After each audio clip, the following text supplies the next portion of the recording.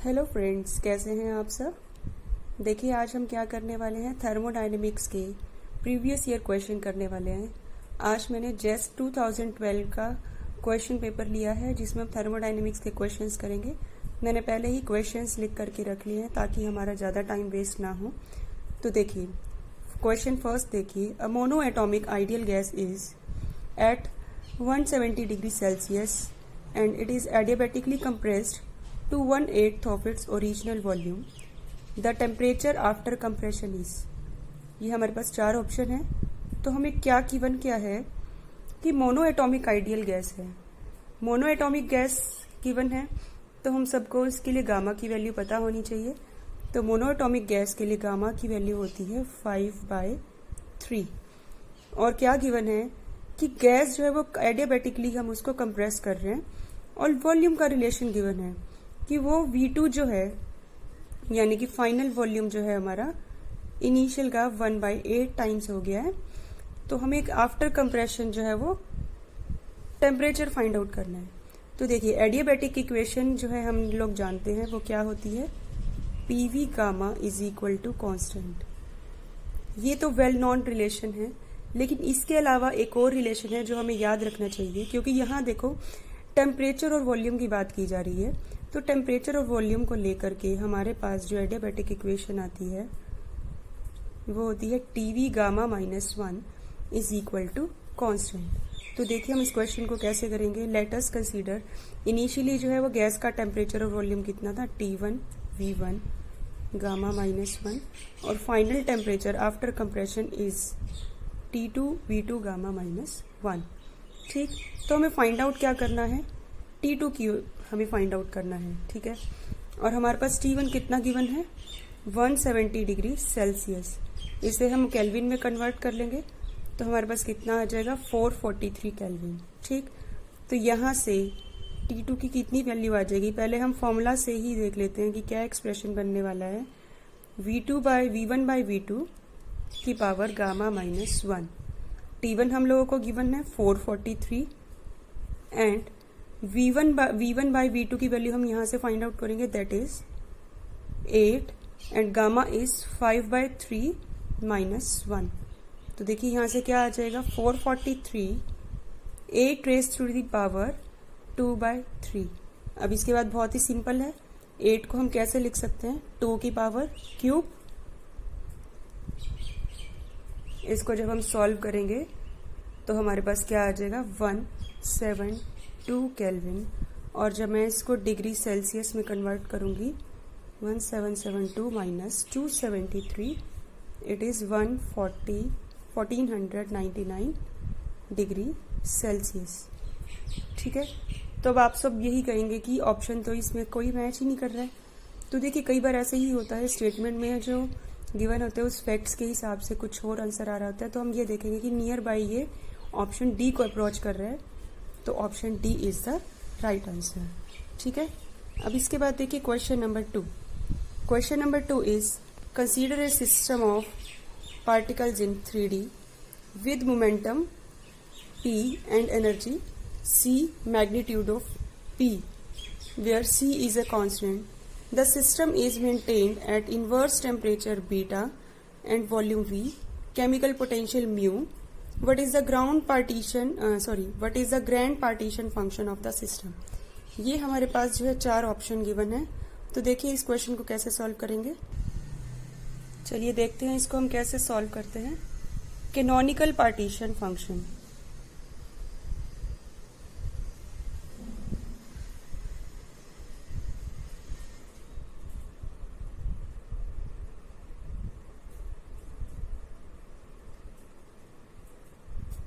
Zn is equal to, ये हम formula है हमें याद रखना पड़ेगा, e⁻ -β h dpx dpy dpz then dx dy dz। अब देखिए यहाँ पर जो है ये जो जनरल फॉर्मूला हमारे पास गिवन है, dpx dpy dpz, पहले हम वॉल्यूम के रिस्पेक्ट मोमेंटम के रिस्पेक्ट में इंटीग्रेट करेंगे, देन dx dy dz, फिर हम स्पेस के रिस्पेक्ट में हम इसको इंटीग्रेट करेंगे। ठीक है, तो हमारे पास एनर्जी कितनी गिवन है, pc, एनर्जी की वैल्यू कितनी गिवन है, pc। और आप देखिए कि जब हम इसके रिस्पेक्ट में इंटीग्रेट करते हैं तो हमारे पास क्या आ जाता है, 4 पाई पी स्क्वायर dp। ठीक है, पहले इसको सॉल्व करेंगे, देन ये हमारा वॉल्यूम पार्ट है, इसको इंटीग्रेट करेंगे तो मेरे पास क्या आएगा, v/h³। ठीक, और इसके बाद हमारे पास क्या बचता है, ये एनर्जी का एक्सप्रेशन e की पावर -e बीटा। ठीक है, अब एनर्जी जो है h भी हमारा यहाँ पर एनर्जी और ये e इससे हमने रिप्लेस कर दिया, एनर्जी ही है। ठीक है, और एनर्जी की वैल्यू हमें गिवन है E = PC, ये हमें क्वेश्चन में मेंशन्ड है। ठीक है, तो ये वैल्यू हम यहाँ पर पुट करेंगे और उसके बाद सॉल्व करते हैं। v/h³ 4 पाई p square e⁻⁻ beta pc dp। अब देखिए यहाँ पर जो है हम एक स्टैंडर्ड इंटीग्रल यूज करेंगे। स्टैंडर्ड इंटीग्रल क्या है हमारा, x² e⁻xp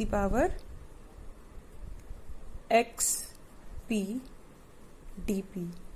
जब हम इसको इंटीग्रेट करते हैं तो हमारे पास, यहाँ पर है मेरे पास n, ये जनरल इंटीग्रल है, तो यहाँ पर मेरे पास क्या आएगा, gamma function of n and gamma function of n, यहाँ पर मैं कोई भी कांस्टेंट अल्फा ले लेती हूँ, अल्फा की पावर n।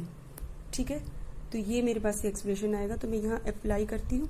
तो देखिए कंपेयर करिए, n की वैल्यू मेरे पास कितनी है, 2 है, तो v/h³ 4 पाई। ठीक, देन उसके बाद 3 का गामा एंड p का कॉफिशिएंट कितना है, बीटा c की पावर क्यूब, 4 पाई v/h³ गामा 3 मतलब 2 फैक्टोरियल अपॉन में बीटा क्यूब c क्यूब, तो ये हमारे पास क्या आ जाएगा, 8 पाई v अपॉन में बीटा h c का होल क्यूब। अब इसके बाद सिंपल हमें क्या फाइंड आउट करना है, grand canonical partition function, grand canonical partition function. तो वो कैसे फाइंड आउट करेंगे, ZU = e एक्सपोनेंशियल e⁻μ/kt और Zn जो मेरे पास पार्टीशन फंक्शन आया है वो, तो देखिए म्यू हमारे पास केमिकल फंक्शन था, k बोल्ट्जमैन कांस्टेंट है, T टेम्परेचर है, तो जो अननोन फैक्टर था वो मेरे पास सिर्फ Zn था, वो मैं यहाँ कैलकुलेट कर चुकी हूँ।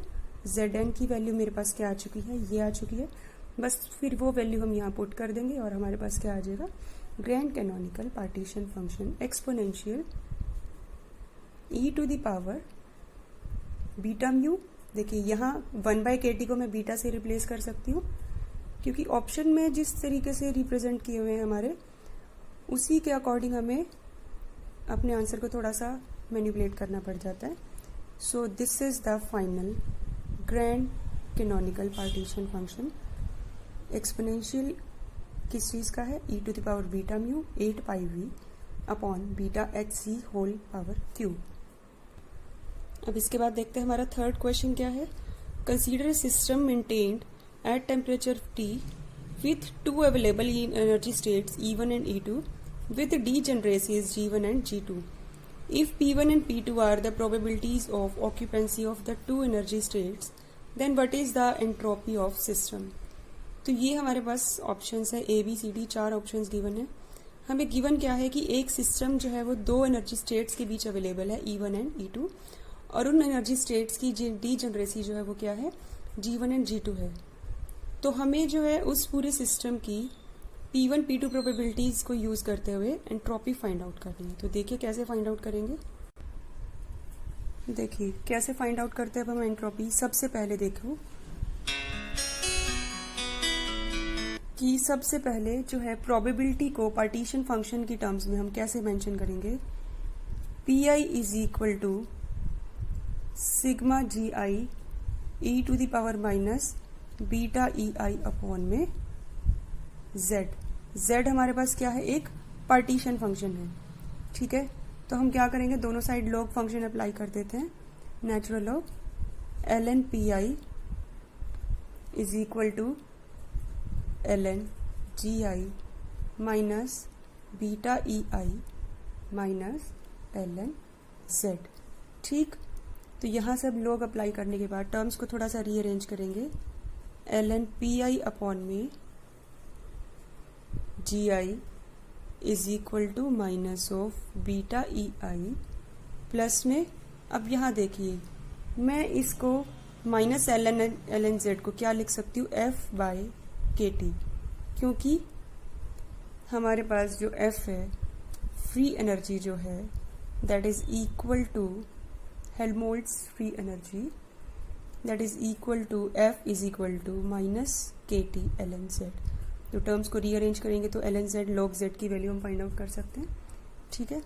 तो यहाँ से जब हम इन सब की वैल्यू फाइंड आउट करेंगे तो मेरे पास क्या एक्सप्रेशन बनेगा, equal to minus of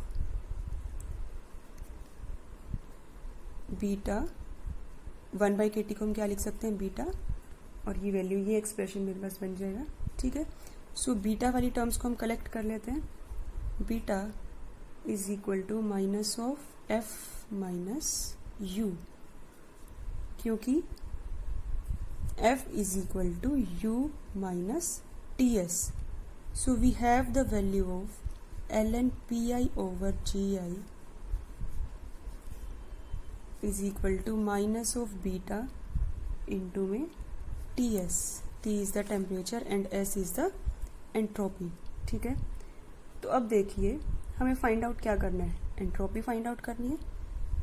S is equal to minus of K ln Pi over Gi। देखिए यहाँ से हम क्या करेंगे, एक स्टेप मैंने यहाँ पर डायरेक्ट लिख दिया, बीटा की वैल्यू को ओपन कर लेंगे 1/kt Ts। तो यहाँ से मेरे पास S की क्या एक्सप्रेशन आ जाएगा, ये आ जाएगा, ठीक है। L N P i over l N G i आ गया मेरे पास ये एक्सप्रेशन।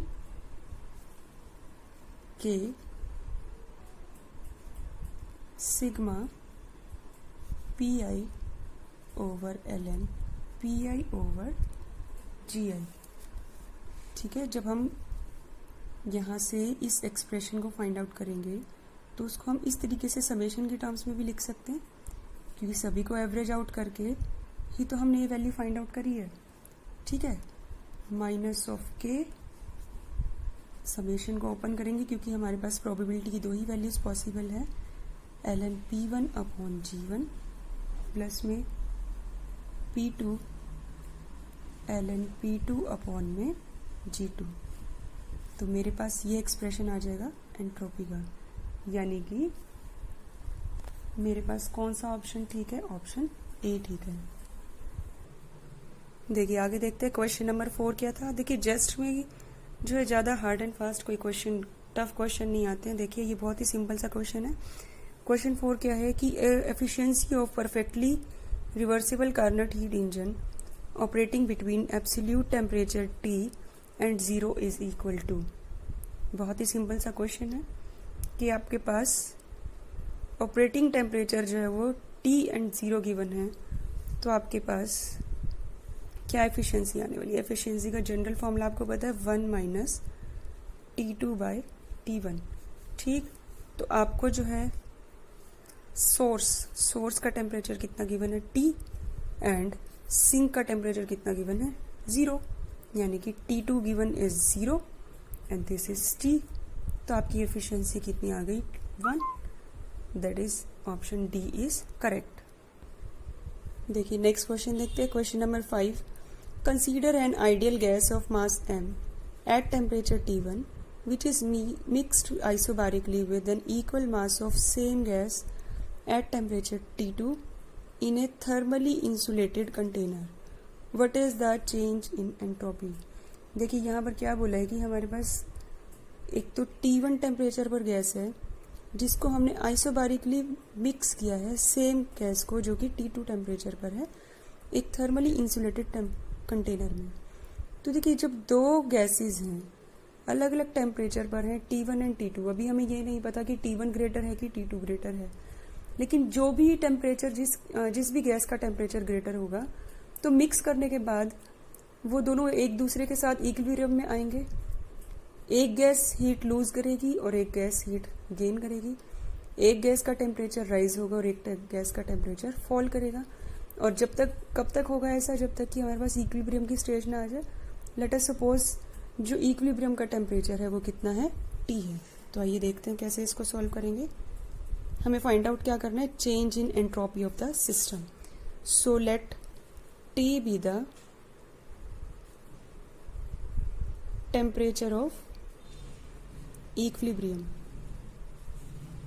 ठीक है, अब देखिए हम इस क्वेश्चन को कैसे सॉल्व करेंगे। स्पेसिफिक हीट का फॉर्मूला यू देख लेते हैं, स्पेसिफिक हीट देख लेते हैं कि क्या है, दोनों की सेम है क्योंकि दोनों गैसेस सेम है। तो जब दोनों गैसेस को हम मिक्स कर रहे हैं तो चेंज इन हीट एनर्जी दोनों का सेम आएगा। dQ1 must be equal to dQ2। तो फर्स्ट केस के लिए देखिए C, उस गैस का टेम्परेचर कितना है, T1। सपोज उसका टेम्परेचर T1 से कहाँ जा रहा है, T तक। हमने ये एज्यूम कर लिया कि उसका टेम्परेचर क्या हो रहा है, फॉल हो रहा है। तो सेकंड गैस के लिए MC T minus T2, T2 temperature और T माइनस T2, इन दोनों का चेंज इन टेम्परेचर कितना आ जाएगा, T माइनस T2। फर्स्ट के लिए हमने क्या लिया है, T1 माइनस T2।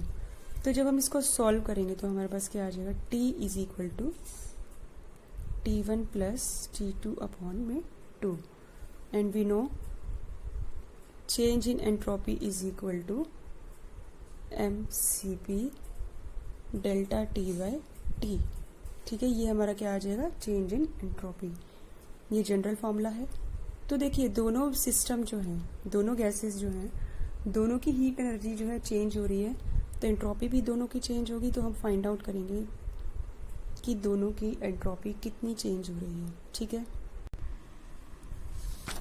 देखिए कैसे हम इसकी एंट्रोपी फाइंड आउट करते हैं दोनों सिस्टम्स की।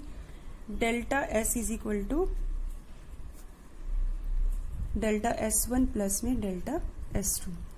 तो डेल्टा S1 देखिए हमने अभी जनरल फॉर्मूला लिखा ही था, mCp delta T by T। Specific heat जो है वो दोनों के लिए सेम है, mc। और हमारे पास फर्स्ट गैस के लिए टेम्परेचर कहाँ से कहाँ चेंज हो रहा है, T1 से T तक dt बाय T।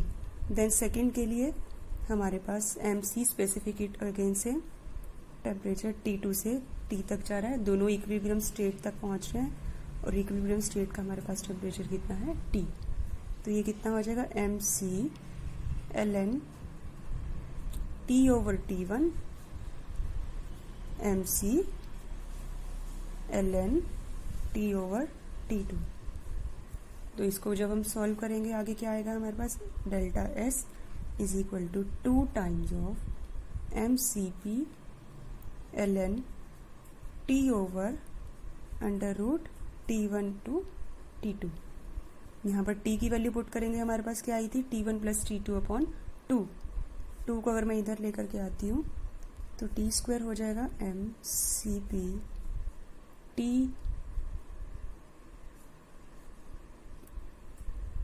T की वैल्यू पुट करेंगे पहले, T1 प्लस T2 अपॉन में 2।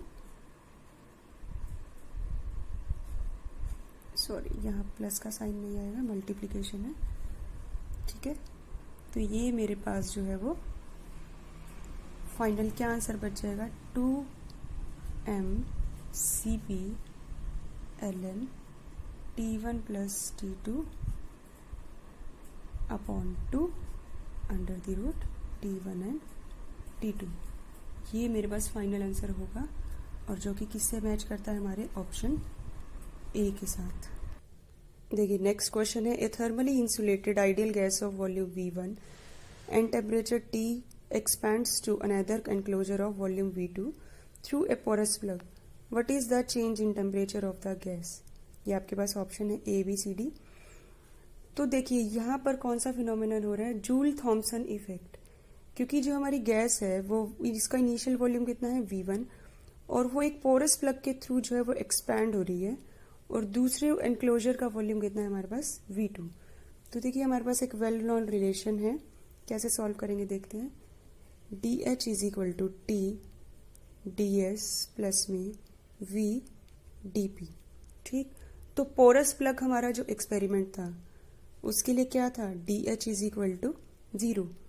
ठीक है, टोटल हीट कंटेंट में कोई चेंजेस, क्योंकि हमारे पास थर्मल इंसुलेशन है इसीलिए DH हमारे पास 0 है, और थर्मल इंसुलेशन की वजह से TDS it is also equal to 0। Joule Thomson effect में हमारे पास DH 0 होता है, और क्योंकि थर्मल इंसुलेशन है टोटल हीट कंटेंट में कोई चेंजेस नहीं आएंगे, तो TDS इज इक्वल टू हमारे पास 0 आ जाएगा। तो जब ये सारी चीजें हम यहाँ पुट करते हैं तो we will get VDP is equal to 0 and ideal gas equation हमारे पास क्या होती है, PV is equal to nRT। तो यहाँ से अगर मैं इसको डिफरेंशियल फॉर्म में लिखती हूँ PdV प्लस VDP, N और R हमारे पास कॉन्स्टेंट्स हैं। ठीक है, तो ये वैल्यू हम यहाँ पुट करेंगे तो क्या आ जाएगा 0, ये vector PdV is equal to nRDT। ठीक है, अब हम यहाँ से क्या करेंगे, nRDT हमारे पास आ चुका है। तो अब देखिए अब हमारे पास जो इक्वेशन ये आई है इसमें हमारे पास P प्रेशर की वैल्यू आ रही है, प्रेशर का की टर्म आ रही है, लेकिन हमारे पास क्वेश्चन में P की कोई बात ही नहीं करी है। तो P को हम क्या करेंगे, एलिमिनेट कर देंगे, हमारी वही फिर से जो हमारी आइडियल गैस इक्वेशन थी वहां से। तो P की वैल्यू क्या आ जाएगी यहाँ से, nRT अपॉन में V। ये वैल्यू हम यहाँ पुट करेंगे तो क्या आ जाएगा, nRT upon V dV is equal to nRDT। nR से हमारे पास ये कुछ टर्म्स कैंसिल हो जाएंगी। तो अब हम यहाँ से क्या फाइंड आउट क्या करना चाहते हैं, हम देखिए क्वेश्चन में क्या पूछा हुआ है, चेंज इन टेम्परेचर। तो चेंज इन टेम्परेचर मतलब dt को एक साइड रखेंगे और बाकी की टर्म्स को रीअरेंज कर देंगे dV/V। तो dV/V हम जब यहाँ पुट कर दिया हमने, इसको इंटीग्रेट कर देते हैं। इनिशियल वैल्यू हमारे पास V1 है और फाइनल वैल्यू क्या है हमारे पास V2। T हमारा क्या था, इनिशियल टेम्परेचर था dV/V। तो मेरे पास जो है चेंज इन टेम्परेचर कितना आ चुका है, TLN V2/V1, जो कि हमारा क्या है, ऑप्शन नंबर C है, TLN V2/V1। ऑप्शन सी हमारा करेक्ट आंसर होगा। देखिए लास्ट क्वेश्चन है इस 2012 का क्वेश्चन पेपर का, a collection of N 2 level energy systems with energy 0 and E is thermal equilibrium at temperature T. For temperature T tending to infinity, the specific heat approaches to, ये हमारे पास options हैं। तो हमारे पास क्या given है, हमारे पास 2 लेवल सिस्टम्स हैं जिनके एनर्जी लेवल्स हमें गिवन है 0 और E है, और हमें क्या फाइंड आउट करना है, स्पेसिफिक हीट। देखिए स्पेसिफिक हीट फाइंड आउट करने के लिए हमारे पास पहले सिस्टम की इंटरनल एनर्जी का पता होना चाहिए। तो सिस्टम की energy, internal energy find out करने के लिए सबसे पहले हम क्या फाइंड आउट करेंगे, partition function Z is equal to sigma e to the power minus beta EI हमारे पास की वैल्यू 2 है, 2 एनर्जी लेवल्स हैं। तो देखिए एनर्जी लेवल्स की वैल्यू कितनी है, 0 एंड E। तो हमारे पास क्या आ जाएगी, Z की वैल्यू 1 प्लस में e to the power minus beta E। यहाँ से हम फाइंड आउट कर लेंगे ln Z is equal to ln log of 1 plus e to the power minus beta E। तो अब हम यहाँ से क्या फाइंड आउट करेंगे, सिस्टम की internal energy that is U। कैसे फाइंड आउट करते हैं, हम ln Z को log ऑफ Z को बीटा के रिस्पेक्ट में डिफरेंशिएट कर देंगे। So put the expression of ln Z minus curly beta log of 1 plus e to the power minus beta E। जब हम इसको बीटा के रिस्पेक्ट में डिफ्रेंशिएट करेंगे तो क्या आएगा, 1 अपॉन माइनस हमारे पास पहले ही है 1 plus E to the power minus beta e upon में दिस। फिर हम इस पूरे का डिफ्रेंशिएशन करेंगे, क्या आएगा, e to the power minus beta e और फिर पावर का माइनस ई। तो फाइनली हमारे पास इंटरनल एनर्जी कितनी आ गई, e to the power minus beta e upon में 1 plus E to the power minus beta e. ये हमारे पास एक्सप्रेशन आ गया इंटरनल एनर्जी का। And we know the specific heat is the derivative of this internal energy with respect to temperature at constant volume, that is CV, specific heat। तो अब हम क्या करेंगे, देखिए टेम्परेचर के रिस्पेक्ट में डिफ्रेंशिएट करना है तो बीटा को हम यहाँ पर ओपन कर लेंगे। बीटा का क्या एक्सप्रेशन होता है, beta is equal to 1 upon K T. तो curly T of E to the power minus E upon K T upon में 1 plus E to the power minus E by K T. इसको हम differentiate करेंगे temperature के respect में। तो देखिए जब हम इसको टेम्परेचर के रिस्पेक्ट में डिफ्रेंशिएट करेंगे तो मैं इसका डायरेक्ट आंसर लिख रही हूँ। आई डोंट थिंक सो कि ये इतना टिपिकल है। E square over K T square E to the power minus E by K T upon में 1 plus E to the power E minus K T का whole square. और हमसे क्या पूछा हुआ है, हमसे ये हम लोगों से कि the specific heat when temperature T tends to 0। अब ये स्पेसिफिक हीट का हमारे पास फाइनल एक्सप्रेशन तो आ गया है, बट लिमिट लगाएंगे तो टी टेंड्स टू 0। तो देखिए यहाँ T tends to infinity, T को इन्फिनिटी पुट करेंगे तो ये एक्सप्रेशन 1, ये भी इन्फिनिटी आएगा ना, ई टू द पावर ये सब हमारे पास क्या हो जाएंगे, 0 हो जाएंगे। और हमारे पास क्या वैल्यू आने वाली है, 0, क्योंकि 1 डिवाइड बाय इन्फिनिटी। यहाँ पर भी ये हमारे पास फाइनल एक्सप्रेशन पुट करेंगे तो क्या आ जाएगा, 0 आ जाएगा। देखिए यहाँ पर इसमें तो पुट करने से तो 1 आ रहा है, यहाँ पर इसको पुट करेंगे तो भी 1 आ रहा है, लेकिन टी इन्फिनिटी है ना, something divide by infinity is 0। तो ये इस टी की वजह से यहाँ पर हमारे पास ओवरऑल वैल्यू जो है स्पेसिफिक हीट की क्या आ जाएगी, 0 आ जाएगी। आई होप आपको ये वीडियो अच्छी लगी होगी। राइटिंग थोड़ी सी खराब है but I think it is readable.